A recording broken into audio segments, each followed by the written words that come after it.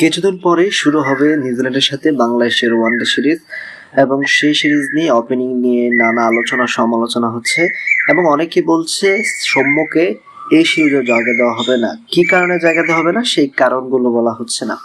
So গত সিরিজে Tanzid Tamim performance করেছে, কিন্তু সাইফ পরপর দুই সিরিজে পারফরমেন্স করতে পারেনি।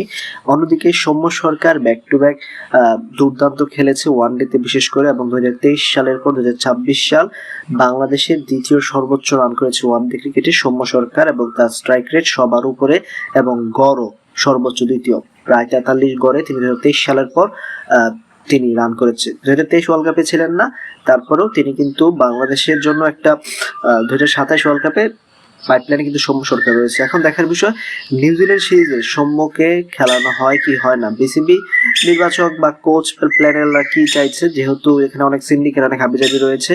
সো এখন দেখার বিষয় সৌম্য সরকারকে খেলানো হয় কি হয় না। সো এটাই এখন দেখার বিষয়।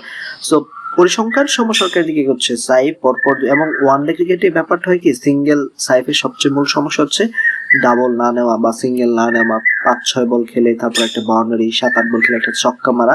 ওয়ানডে ক্রিকেটে এই স্টাইলটা বাংলাদেশ ক্রিকেটে এখন যায় না। অন্য দেশে হইলে হয়তো ভাবা যেত, লাইক ধরেন ভুবনেশ্বর সূর্যবংশী ওয়ানডে ক্রিকেটে সুযোগ দেওয়া হয়, সে কিন্তু ভালো খেলবে। অভিষেক শর্মাকে সুযোগ দেওয়া হলে ভালো খেলবে। তো সাইফ হাসান টি-20-র জন্য বেস্ট অপশন, বাট ওয়ানডে ক্রিকেটে তার এখনো অনেক কিছু পরিপক্কতা, অনেক সময় দিতে হবে ওয়ানডে ক্রিকেটে।